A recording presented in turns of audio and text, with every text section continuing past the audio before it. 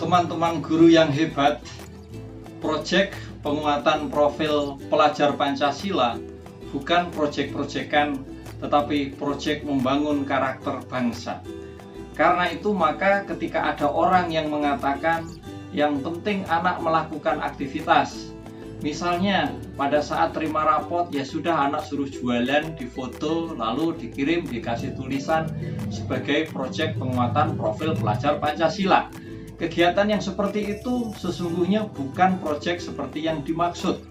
Mengapa? Karena proyek ini membutuhkan sebuah rangkaian aktivitas yang disusun sedemikian rupa dan menunjukkan proses itu terjadi pengembangan penguatan karakter. Ada 3 pelaku utama dalam melaksanakan proyek ini. Yang pertama siswa, 2 guru, dan tentu kepala sekolah. Tetapi dalam hal ini guru tidak akan bisa membuat sebuah melaksanakan proyek kalau tidak ada bimbingan dari kepala sekolah dan atau komite pembelajar. Karena itu penting sekali kepala sekolah, satuan pendidikan, dan guru memahami karakteristik proyek ini. Karakteristik yang pertama, proyek ini adalah penguatan karakter, bukan pengembangan pengetahuan atau kognitif. Yang kedua, proyek ini dilaksanakan lintas disiplin ilmu, bukan proyek yang dilaksanakan oleh bidang studi tertentu.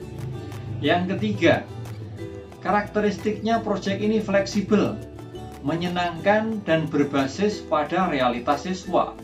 Artinya isu-isu atau permasalahan yang ada di masyarakat di sekitar siswa itulah yang dijadikan proyek sehingga siswa kita berkontribusi terhadap masyarakat. Yang keempat, dilaksanakan dalam kurun waktu tertentu. Teman-teman, kepala sekolah dalam hal ini mempunyai tugas menyusun, mengarahkan agar alur penyusunan proyek ini terjadi dengan benar. Alur yang pertama, kepala satuan pendidikan itu membentuk tim fasilitasi proyek. Lalu yang kedua, merancang alokasi waktu dan menentukan dimensi profil pelajar Pancasila. Yang ketiga, mengukur tingkat kesiapan satuan pendidikan. Yang keempat, memilih tema umum. Kita tahu ada 7 tema. Dan yang kelima, menentukan topik spesifik. Topik-topik ini diturunkan dari tema. Satu tema bisa menjadi banyak sekali topik. Dan yang keenam adalah merancang modul. Ibu bapak, teman-teman, merancang modul ini dari pengalaman saya sangat amat penting. Tanpa modul yang dirancang, tanpa ada modul sesungguhnya proyek tidak bisa dibuat. Bagaimana merancang modul? Ini akan saya sharingkan berdasarkan apa yang saya buat bersama dengan guru-guru saya. Yang pertama, di dalam modul itu tentu harus ada identitas pembuatnya. Yang kedua, ada sarana dan prasarana yang dibutuhkan. Yang ketiga adalah target siswa. Yang keempat, relevansi tema dan topik untuk satuan pendidikan. Apakah ada relevansinya? Kita harus membuat relevansi topik dan tema. Tema dan topik itu dengan satuan pendidikan kita, karakteristik satuan pendidikan. Dan yang kelima adalah konteks, tujuan proyek. Di sini kita masukkan elemen-elemen dan sub-elemen, dan ini sudah disiapkan. Yang keenam, ada diagnostik awal untuk peserta yang akan melaksanakan proyek itu. Dan yang ketujuh, ada alur proyek penguatan profil pelajar Pancasila. Teman-teman, pada bagian inilah yang sesungguhnya lebih sulit daripada bagian-bagian lain. Di dalam alur ini ada 4 tahap yang harus kita buat. Tahap pertama adalah tahap pengenalan, tahap kedua adalah tahap kontekstualisasi, dan tahap ketiga adalah tahap aksi, tahap keempat adalah tahap refleksi. Lalu langkah berikutnya adalah refleksi peserta dan pendidik. Sama-sama membuat refleksi.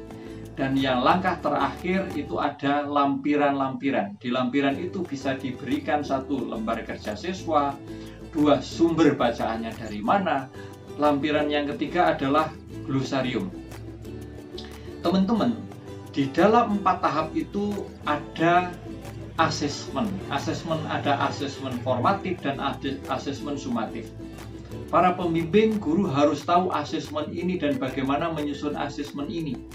Di dalam platform Merdeka Mengajar, teman-teman bisa mendalami apa perbedaan asesmen formatif dan sumatif dan bagaimana menyusun asesmen-asesmen ini. Lalu apa fungsinya? Nah, di dalam asesmen sumatif ini sangat penting pembimbing membuat rubrik penilaian. Dan rubrik ini harus kita sampaikan, kita diskusikan dengan peserta agar mereka tahu di dalam proses penyusunan proyek itu ini loh hal-hal yang dinilai. Komponen apa yang dinilai, lalu tingkat apa yang mau dicapai. Sebagai contoh misalkan saya membuat ada tingkatan 3 level yang dicapai. Tingkatan pertama atau level pertama itu adalah level berkembang. Tingkatan kedua atau level kedua itu adalah cakap dan yang ketiga adalah mahir. Tentu masing-masing level ini mempunyai indikator-indikator sehingga ini disebut misalkan berkembang. Sehingga ini disebut misalkan cakap. Sehingga ini disebut sebagai mahir. Itu teman-teman secara singkat yang bisa saya sharingkan. Teman-teman saya yakin bisa mendalami lebih dalam bagaimana menyusun proyek ini dari literatur. Dari platform Merdeka Mengajar itu juga disampaikan. Itu saja, terima kasih. Mari kita kembangkan proyek penguatan profil pelajar Pancasila untuk membangun karakter siswa-siswa kita, sehingga bukan menjadi proyek-proyekan. Sukses dan terima kasih.